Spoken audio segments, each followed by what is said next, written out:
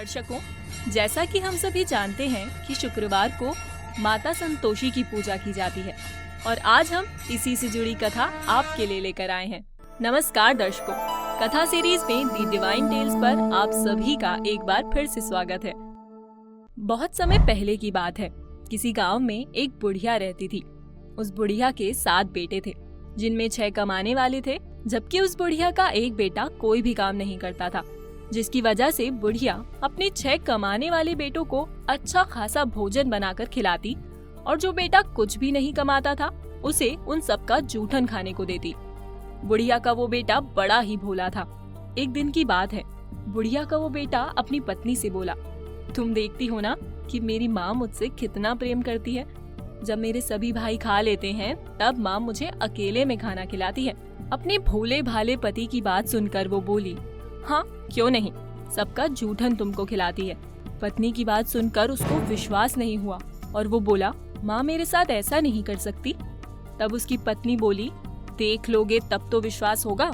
उसके बाद एक दिन बुढ़िया का वो बेटा सच जानने के लिए सिरदर्द का बहाना बनाकर रसोई में ही चादर ओढ़कर सो गया। कुछ देर बाद उसने देखा कि उसके 6 भाई भोजन करने आए हैं और माँ उन सभी को सुंदर आसन पर बिठाकर कई प्रकार के स्वादिष्ट भोजन परोस रही है और वो सभी बड़े ही चाव से खा रहे हैं। माँ बार बार उन लोगों से और लेने का आग्रह कर रही है। उसके बाद उसने देखा कि जब उसके 6 भाई खाना खाकर चले गए तो उसकी माँ ने उन सभी का जूठन एक पत्तल पर परोस दिया। फिर उसे उठाते हुए बोली, बेटे सभी खाकर चले गए हैं, अब तू ही बाकी है, आजा तू भी खाना खा ले। माँ के इस कार्य को देखकर उसका मन दुखी हो गया।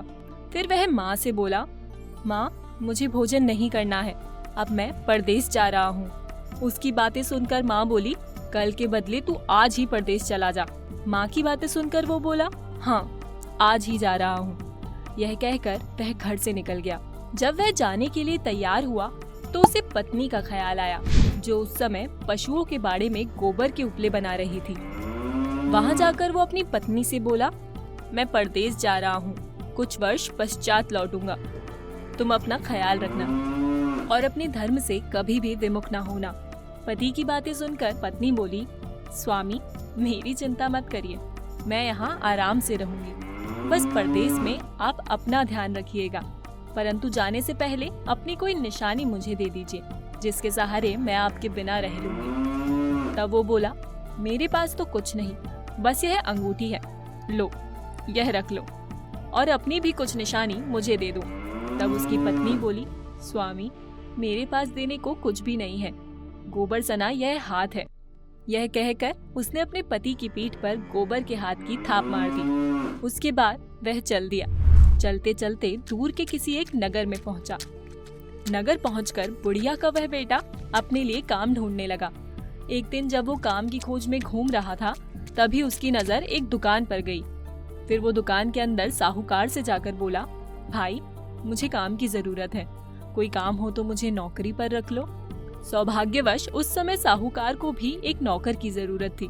साहूकार बोला, ठीक है, लेकिन काम देखकर ही मैं तुम्हारी तनख्वाह निश्चित करूंगा। उसके बाद वह वहीं रहने लगा और सुबह 7 बजे से रात के 10 बजे तक उसी साहूकार की दुकान में काम करने लगा। कुछ दिनों में ही दुकान का सारा लेन देन, हिसाब किताब और सारा काम करने लगा। उसकी ईमानदारी और मेहनत को देखकर साहूकार खुश रहने लगा और कुछ दिनों के बाद ही साहूकार ने उसे आधे मुनाफे का हिस्सेदार बना लिया। उसके बाद देखते ही देखते वह कुछ सालों में नामी सेठ बन गया। इधर उसकी पत्नी जो उसके भाई और माँ के साथ रहती थी, उसे वे सभी मिलकर दुख देने लगे।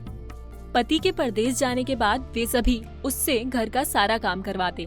उसके बाद उसे जंगल में लकड़ी लाने को भेज देते और जब वो लकड़ी लेकर वापस आती तो उसकी सास उसे भूसे की रोटी खाने को देती और ग्लास की बजाय फूटे नारियल में पानी पीने को देती। इस तरह वो अपना जीवन काफी कष्ट में बिता रही थी। एक दिन की बात है, जब वो लकड़ी ले जा रही थी, उसने देखा कि रास्ते में पड़ने वाले मंदिर में कुछ औरतें पूजा पाठ कर रही हैं और कथा सुन रही हैं। यह देखकर वह उन औरतों के पास गई और पूछने लगी, बहन आप लोग किस देवता का व्रत कर रही हो और इसे करने से क्या फल मिलता है और इस व्रत को कैसे किया जाता है, मुझे भी बताओ, मैं तुम्हारा बड़ा एहसान मानूंगी। तभी उनमें से एक स्त्री बोली, सुनो, यह संतोषी माता का व्रत है। इसको करने से निर्धनता और दरिद्रता का नाश होता है और इस व्रत को करने से संतान की प्राप्ति होती है। साथ ही पति के वियोग से भी छुटकारा मिलता है। मन में जो भी कामना हो, संतोषी माता की कृपा से सब पूरी हो जाती है। तब उसने उससे व्रत की विधि पूछी। तब वह स्त्री व्रत की विधि बताते हुए बोली, 1.25 आने का गुड़ और चना लेना, प्रत्येक शुक्रवार को निराहार रहकर कथा सुनना, सुनाने वाला कोई न मिले तो घी का दीपक जलाकर और उसके आगे जल के पात्र को सामने रखकर कथा कहना और कार्य सिद्ध हो जाने पर व्रत का उद्यापन करना। 3 मास में माता फल पूरा करती है। उद्यापन के दिन 2.5 सेर आटे का खाजा तथा खीर और चने का साग बनाना। इसके बाद 8 लड़कों को भोजन कराना। जहाँ तक हो सके देवर, जेठ, भाई बंधु के हों, ना मिले तो रिश्तेदारों और पड़ोसियों को बुलाना। उन्हें भोजन करा यथाशक्ति दक्षिणा देकर माता का नियम पूरा करना। उस दिन घर में खटाई नहीं खाना। यह सुनकर बुढ़िया की बहू वहाँ से लौट आई। लौटते समय रास्ते में उसने लकड़ी की गठरी को बेच दिया और उन पैसों से गुड़ चना खरीद लाई और व्रत की तैयारी कर संतोषी माता के मंदिर गई। वहाँ पहुंचकर उसने माता के चरण पकड़ लिए और विनती करने लगी, माँ, मैं अज्ञानी हूँ, व्रत के कुछ भी नियम नहीं जानती, मैं दुखी हूँ। हे माता जगत जननी, मेरा दुख दूर कर, मैं तेरी शरण में आई हूँ। उसके बाद हर शुक्रवार वो माता के मंदिर जाती और उनसे यही विनती करती।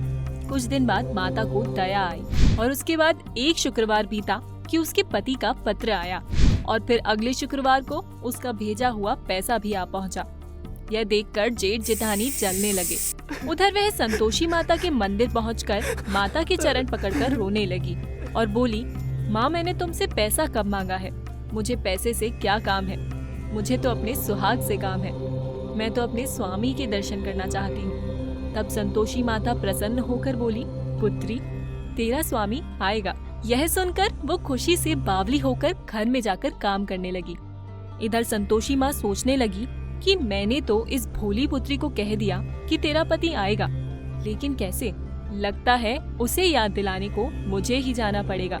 इस तरह माताजी उस बुढ़िया के बेटे के स्वप्न में प्रकट होकर कहने लगी, तेरे घर बार कुछ है कि नहीं? वह बोला, मेरे पास सब कुछ है, माँ बाप है, पत्नी है, क्या कमी है?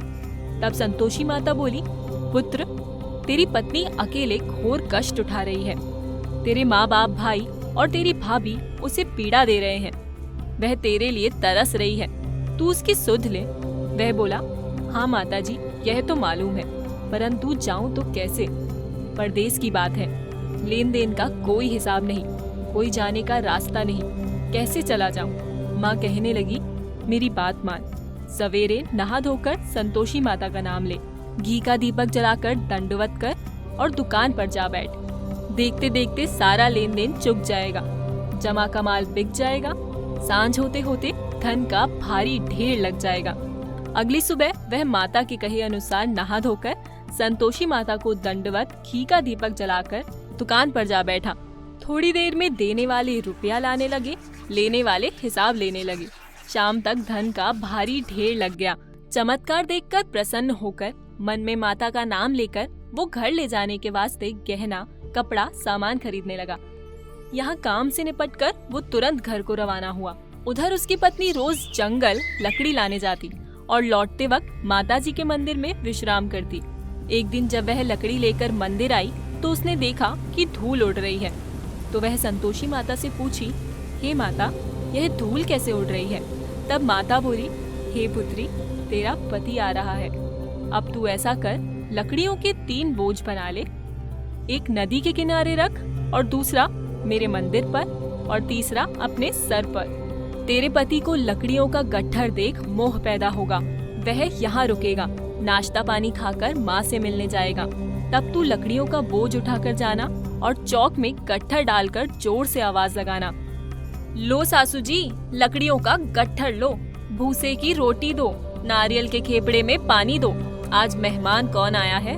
माताजी से बहुत अच्छा कहकर उसने प्रसन्न मन से लकड़ियों के 3 गट्ठर बनाए, एक नदी के किनारे पर और एक माताजी के मंदिर पर रख दिया। कुछ समय बाद उसका पति वहां आ पहुंचा। सूखी लकड़ी देख उसकी इच्छा हुई कि वो यहीं पर विश्राम करे, फिर वह वहीं रुक गया। और भोजन कर अपने घर को पहुंचा। उसी समय सिर पर लकड़ी का गट्ठर लिए बुढ़िया की बहू भी पहुंची और लकड़ियों का भारी बोझ आंगन में डालकर जोर से आवाज देने लगी, लो सासू जी, लकड़ियों का गट्ठर लो, भूसे की रोटी दो, आज मेहमान कौन आया है। यह सुनकर उसकी सास बाहर आकर कहने लगी, बहू ऐसा क्यों कहती हो, तेरा पति ही तो आया है। आ बैठ, मीठा भात खा, भोजन कर, कपड़े गहने पहन। उसकी आवाज सुन उसका पति बाहर आया और अंगूठी देखकर माँ से पूछा, माँ यह कौन है। माँ बोली, बेटा यह तेरी पत्नी है, जब से तू गया है तब से सारे गांव में भटकती फिरती है, घर का कामकाज कुछ नहीं करती, 4 पहर आकर खा जाती है। वह बोला, ठीक है माँ, मैंने इसे भी देखा और तुम्हें भी, अब मुझे दूसरे घर की चाबी दो, आज से मैं और मेरी पत्नी उसमें रहेंगे। माँ बोली, ठीक है, जैसी तेरी मर्जी। उस दिन के बाद से बुढ़िया का वह बेटा अपनी पत्नी के साथ अलग रहने लगा। देखते ही देखते उसका राजा के महल जैसा ठाट बाट बन गया। अब क्या था, उसकी पत्नी भी सुख भोगने लगी। इतने में शुक्रवार आया। उसने पति से कहा, स्वामी मुझे संतोषी माता के व्रत का उद्यापन करना है। पति बोला, खुशी से कर लो। फिर वह उद्यापन की तैयारी करने लगी। जेठानी के लड़कों को भोजन के लिए कहने गई।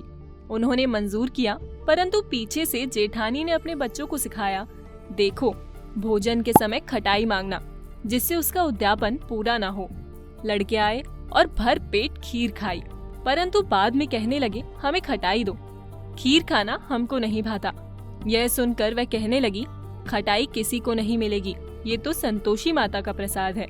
यह सुनकर लड़के उठ खड़े हुए, बोले, नहीं दोगी तो पैसे ही दे दो।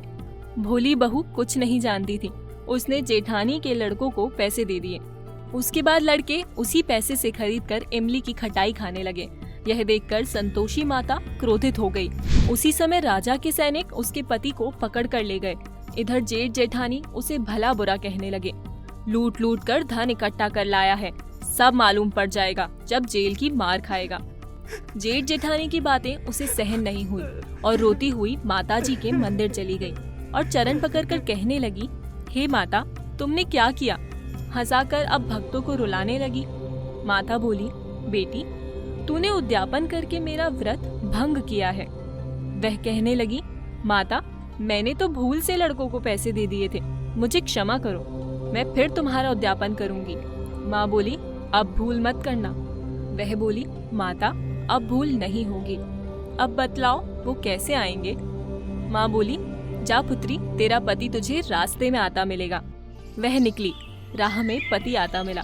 उसने पूछा, कहाँ गए थे। वह कहने लगा, इतना धन जो कमाया है उसका टैक्स राजा ने मांगा था, वह भरने गया था। वो प्रसन्न होकर बोली, भला हुआ, अब घर को चलो। कुछ दिन बाद फिर शुक्रवार आया।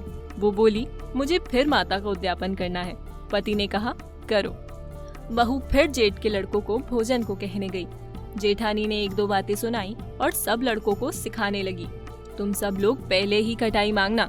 लड़के भोजन से पहले कहने लगे, हमें खीर नहीं खानी, कुछ खटाई खाने को दो। वह बोली, खटाई किसी को नहीं मिलेगी, आना हो तो आओ। फिर वह ब्राह्मण के लड़कों को भोजन कराने लगी। यथाशक्ति दक्षिणा की जगह 1-1 फल उन्हें दिया। यह देख संतोषी माता प्रसन्न हुई। उसके बाद माता की कृपा से 9वें मास में उसे चंद्रमा के समान सुंदर पुत्र प्राप्त हुआ। पुत्र को पाकर प्रतिदिन माता जी के मंदिर को जाने लगी। एक दिन माता संतोषी ने सोचा कि यह स्त्री रोज मेरे पास आती है, आज क्यों ना मैं इसके घर चलूं। यह विचार कर माता ने भयानक रूप बनाया। गुड़ चने से सना मुख, ऊपर सूंड के समान होठ, उस पर मक्खियां भिन भिन कर रही थी। दहली पर पैर रखते ही उसकी सास चिल्लाई, देखो रे, कोई चुड़ैल डाकिन आ गई है, लड़कों इसे भगाओ, नहीं तो किसी को खा जाएगी। संतोषी माता के ऐसे रूप को देखकर लड़के भगाने लगे, साथ ही चिल्लाकर खिड़की बंद करने लगे। उधर बुढ़िया की बहू की नजर जब संतोषी माता पर गई तो वह प्रसन्नता से पगली बनकर चिल्लाने लगी, आज मेरी माता जी मेरे घर आई हैं। इतना कहकर उसने बच्चों को पटक दिया और माता की ओर दौड़ पड़ी। यह देख सास को क्रोध आ गया। वह बोली, क्या उतावली हुई है, बच्चों को पटक दिया। इतने में माँ के प्रताप से लड़के ही लड़के नजर आने लगे।